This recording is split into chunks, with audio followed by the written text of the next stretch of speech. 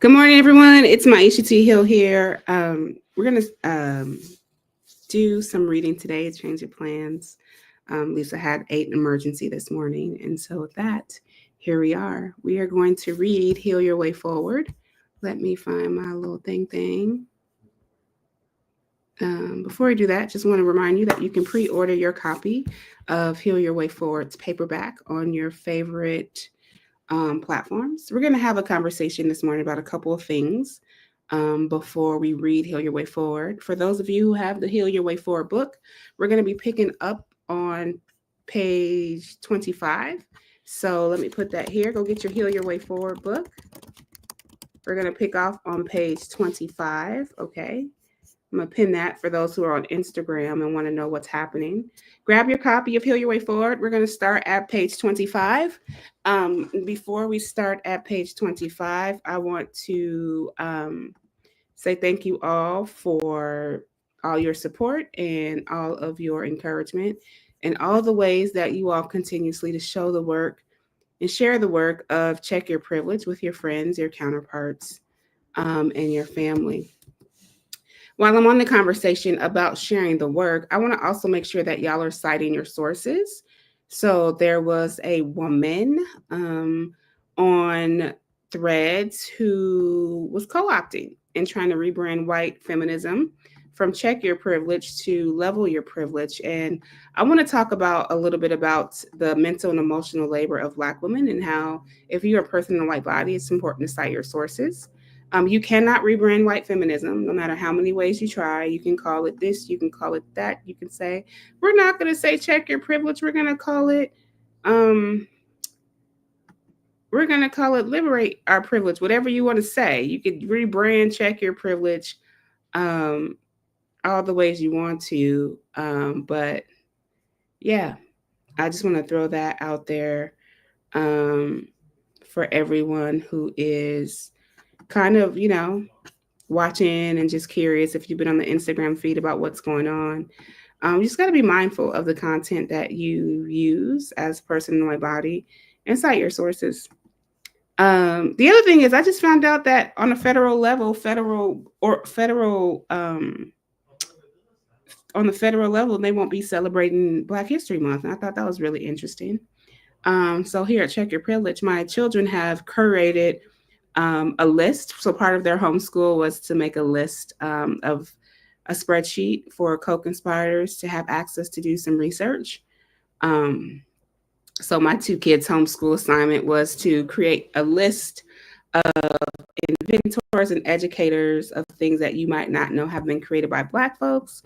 So they're going to finish working on their assignment, and on February 1st, they will have that list available to you. You'll be able to download it. And yeah, just know my kids are always involved in the background doing and supporting the work of Check Your Privilege. And it might be evening. Yes, good evening to those of you who are in other parts of the world. We are an international community of folk here on this platform. This morning at about 8:30 a.m. Pacific Standard Time, we are going to be reclaiming our time. So I want to invite you all to join us for time blocking.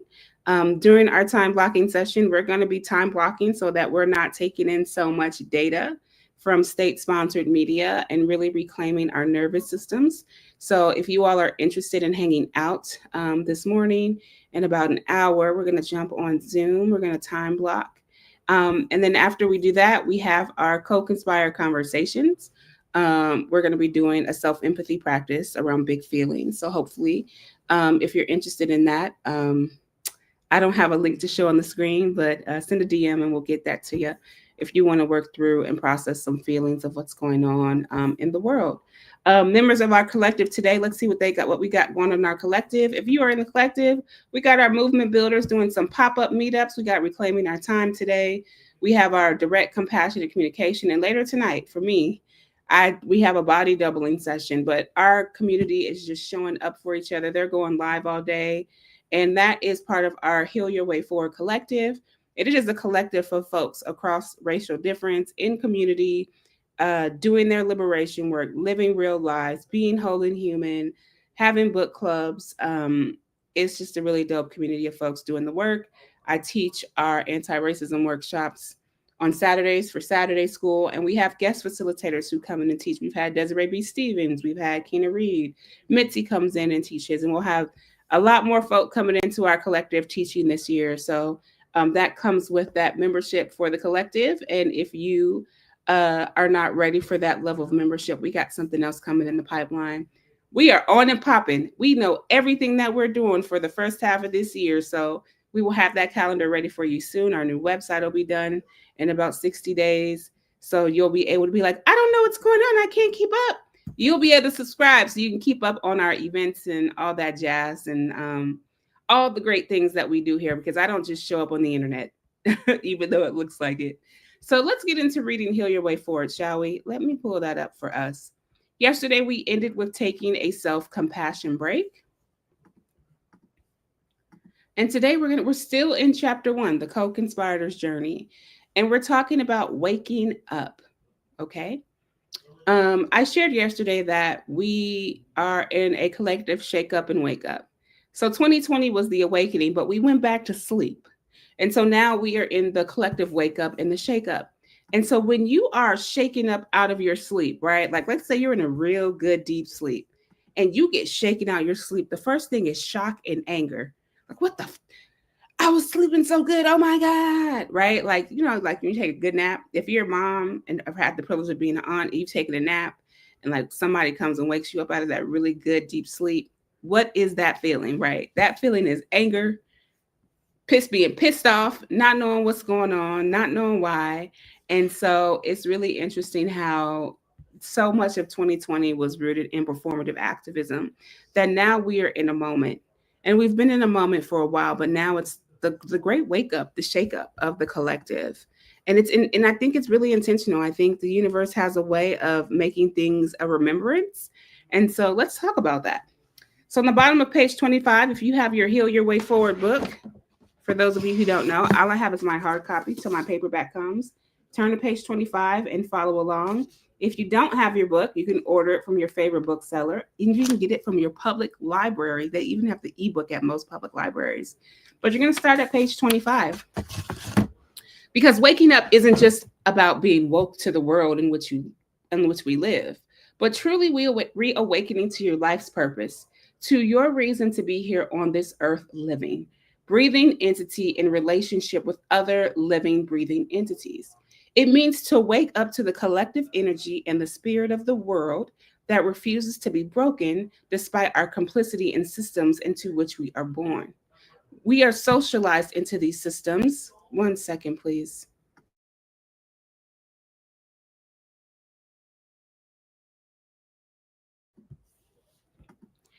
We are socialized into these systems and we have no choice but to lose our humanity. How can we participate in a system that generates so much violence, poverty, and death? Talk about paralysis. We relinquish our life's purpose in order to please the people, places, and things that uphold the interlocking systems of oppression. The reality is, if I can really keep it 100, y'all, we are all people pleasers, all of us. We are all people pleasing because we all want to feel like we belong. We all want to believe we fit in, etc. If your screen is frozen, it is frozen. Huh. Are we frozen on Instagram? If we're frozen on Instagram, let me know. We relinquish our life's purpose in order to please the people, places, and things that uphold the interlocking systems of our oppression. We are often in a state of people pleasing. Often, very much so. And we don't even recognize it as people pleasing. We think that we are just doing what we do. We wake up every day like AI, like artificial intelligence. Wake up, make up our beds, eat breakfast, get kids to school, go to work all day, get stressed out, come back, fix dinner, maybe read a book, who knows what else, go to bed, and we start it over. And I really do think that we are people pleasers. I think it's in our conditioning. I think because of purity culture and hierarchy and religion, that the narrative, they say that there's a separation of church and state. No, there's not. That's a lie. There is no separation of it. They might like to tell you that there is, but there isn't. It's embedded in the culture. I mean, we can go all the way back to The Council of Nicaea. I've been studying a lot about time and the creation of time, and I don't want to say the wrong emperor, but I don't have it at the top of my mind. It's all made up for the service of white men. Everything is made up. And the people are taught how to please the white men. That's what we see. That's what we see is happening right now in real time. Every day I wake up, it's something about keeping us in a form of a freeze, right? How do we keep our people in a freeze so that they don't wake up and that they stay in paralysis, right? That they relinquish their purpose and or the power that they share with each other because they need us to uphold the system. The more we uphold the system, the more that we people please. The more we upholding the system looks like people pleasing. It looks like codependency. It looks like narcissism. It looks like racism. Everything that we do to uphold this system is built on everything that they've created to keep us distracted from getting to the core of who we are. They don't want us to remember who they are. But unfortunately, I've drank in the Kool-Aid and I've waken up because I know who I am. If I were to think of who I am in America, I'm a Black woman in America. That's it. That's not a remembrance. All of us have a remembrance. I have a deep ancestral remembrance that I know who I am before the United States of America gave me a birth certificate and a social security card and a mother and a system in which to operate in. And I can no longer relinquish my life's purpose or the beliefs of who I should be or the beliefs that I can no longer uphold these systems. It's no longer in me. Now, will I get it right away? Absolutely not. Will I cause harm? Absolutely. Will I show up messy and human? Absolutely. And all I have is forward because I'm not going back. But that comes with the accountability of showing up for the collective. All right, so we relinquish our life's purpose in order to please the people, places, and things that uphold the interlocking systems of our oppression. I looked around the church as a child and was told I could not be a pastor. Back to page 26. I was told my place was in the kitchen serving the food, not serving the truth. And here I am, baby. I'm not just serving food here on Check Your Privilege. I'm serving the truth so the truth can set us all free. Right here, I say, and for many years after that, I lost my purpose in the name of those interlocking systems of domination known as imperialist, white supremacist, capitalist, ableist, I'm adding patriarchy. The first known description of this concept is found in the Combahee River Collective statement in 1977 by the Black feminist organization of the same name.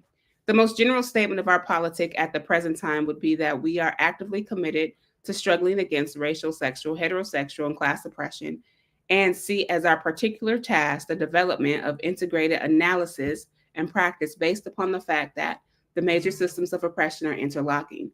The synthesis of these oppressions creates the conditions of our lives.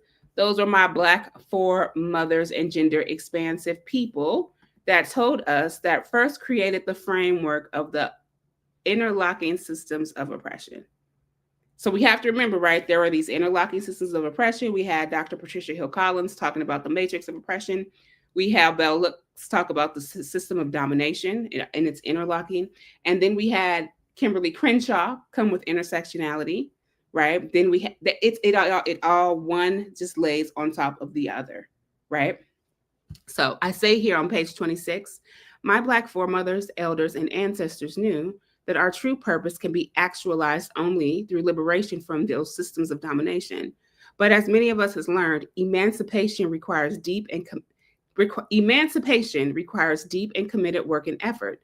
The system isn't interested in rewarding the people it wants to oppress. And it certainly doesn't want to reward them when they attempt to liberate themselves from the system built to enslave them. The system rewards those who emulate it, who distance itself from Blackness and intersectional feminism, and who refuse to stand with the status quo and pretend it's a revolution. Now, I have a real-time example of this today. If you're following Check Your Privilege on Threads or Instagram, you have seen me say to a woman a couple of times, because I'm done today. I'm done because I need to reclaim my joy today. But you have seen me a couple of times talk to a woman about this idea of leveling your privilege. She told a whole bunch of white women that we're no longer saying check your privilege. We're saying leveling your privilege. Honey, you cannot rebrand feminism, and your feminism is not intersectional, because if your feminism was not intersectional, you would have not tried to erase the idea of check your privilege, was not mine, but it is the work that that I center to bring people into the work. This woman tried to erase me. So she exactly did this. The system rewards those who emulate it. She just oppressed, became the white oppressed oppressor because, most white feminists are like down with the patriarchy, down with white men, not realizing that your feminism is patriarchy and high heels. I've been saying that since 2020. And then tried to distance herself from Blackness, and now is trying to take accountability, but still not going deep, which is why I know that your feminism is still performative and not intersectional, because if it was intersectional and you were learning from Black women, specifically Black women, because we built the foundation of liberation work, and Black gender expansive people, we built the liberation movement. We sure in the hell did. And Black gay folk and Black queer folk, we built the foundation that white people can stand on today and stand around their water coolers with their big ass word salad thinking that they know, and still perpetuating oppression. So what you did this morning, and anyone who follows this woman's account, you distanced yourself from Blackness and intersectional feminism and pretended that you're creating a revolution with a hashtag that says liberate your privilege. So we have two choices. I can cite my source and cite you as the source, but just know if you're a white woman and you were the white woman who did this morning, if I cite you as my source, there are white-bodied people who will come for you. So I can't cite you as a source, but I am going to borrow that, because before you can even liberate your privilege, you have to check your privilege, live into your work, lean into your discomfort to heal your way forward. And in between all of that is leveraging your privilege for good. That means that you shouldn't even be trying to start a movement or a hashtag. You should be like, I think liberating our privilege is a great idea. Let's ask Maisha T. Reed, Keena Reed, Desiree B. Stevens. Let's ask Tommy. Let's ask any Black-bodied person who leads liberation work what they think of the idea of leveraging our privilege. But instead, you want to stand with the status quo and pretend it's a revolution. Listen, that doesn't work in 2025. Especially, shout out to the co-conspirator who was like, I think you're still in Maisha's work, and I think you need to take a couple steps back. But guess what? Because this is a person in a white body, the system will reward her, because she's not saying check your privilege. She's saying leverage your privilege, and that feels safe for people in white bodies. If your safety depends on my Black harm and my Black death and my Black oppression, I don't want it. Because you shouldn't feel safe when you're doing liberation work. What are you willing to lose? What are you willing to put on the line? And what are you willing to gain, most importantly? It's a both and, not a binary. You lose and you win. You lose and you gain. And maybe we need different verbs to describe what true liberation work really is. I didn't think I was going to get to this page on this, because I got a real live experience of this morning. That as I'm reading to you all the book that was written 3 years ago, things are still happening in real time. And this is why I tell people who are in liberation work, don't create anything new. The foundation has already been set. Whether you know it or not, whether you believe it or not, it has been set. And it was set by Black folk, whether you want to agree or not. I'm not even going to just say Black folk. I'm going to say Black and Indigenous folk, because guess who everyone around the world is running to around our world's climate issues? My Indigenous siblings and elders. Because people know who the real stewards of the land are and who knows how to caretake the land.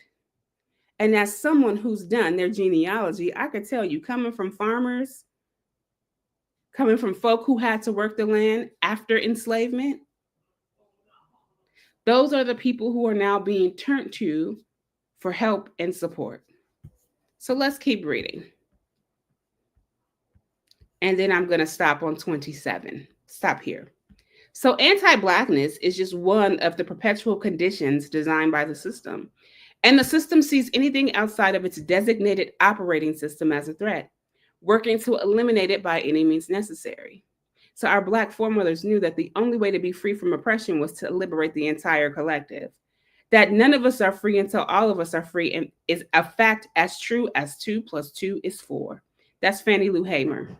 The system wants us to prioritize the liberation of some over emancipation of the whole. But our healing journeys are forever bound to one another's, tracing back toward the past and reaching out into the future. And so, why this is really important in this moment that we're living in, a lot of y'all are like, I'm going to go on strike from Meta. I'm going to go on strike from this app. I'm going to go on strike from that app.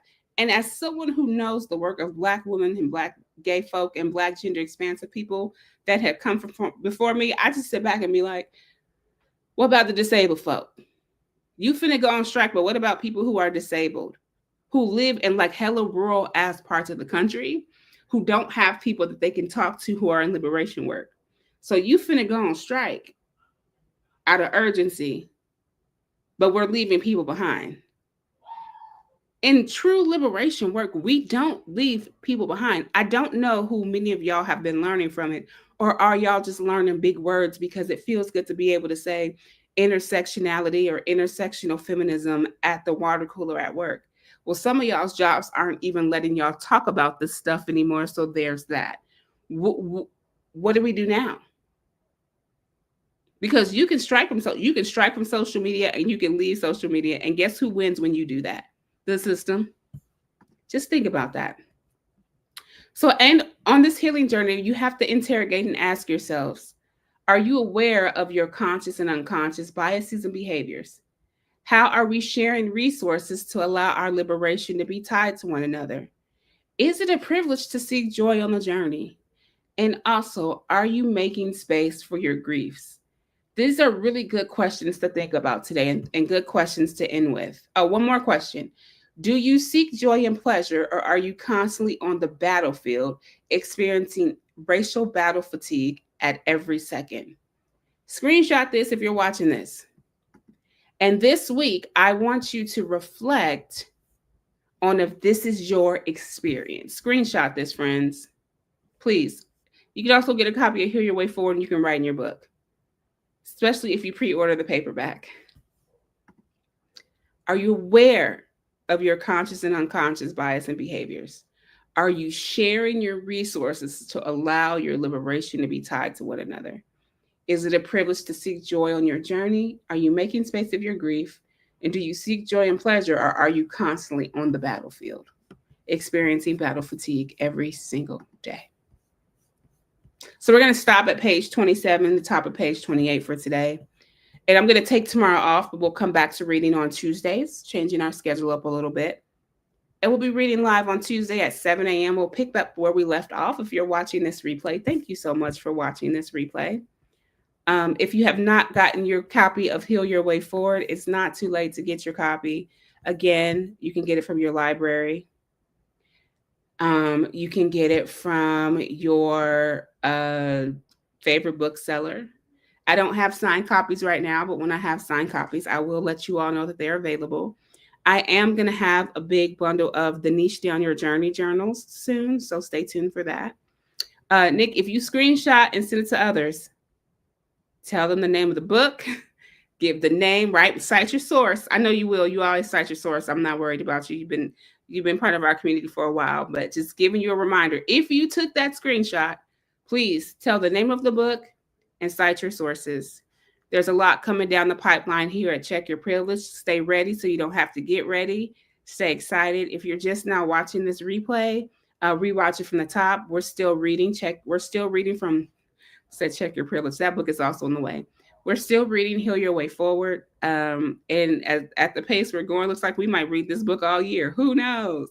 As long as I have time, I will come here and read it and give context to what I was thinking.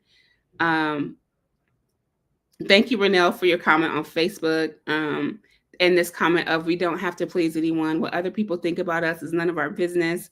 And you are a beautiful child of God. Absolutely would agree. I am the beautiful child of God, of source energy, of all of us are. All of us are beautiful, like children of the higher power source. Maybe you're atheist, maybe you don't. believe in that, and that's okay too. Because when I talk about community, I mean all of us, atheist, Christian, whatever your background is, because we're going to need each other. It's about to get a lot harder than easier. So much love to you all. Watch this from the top. And until I see each and every one of you again, my friends, keep living into your work.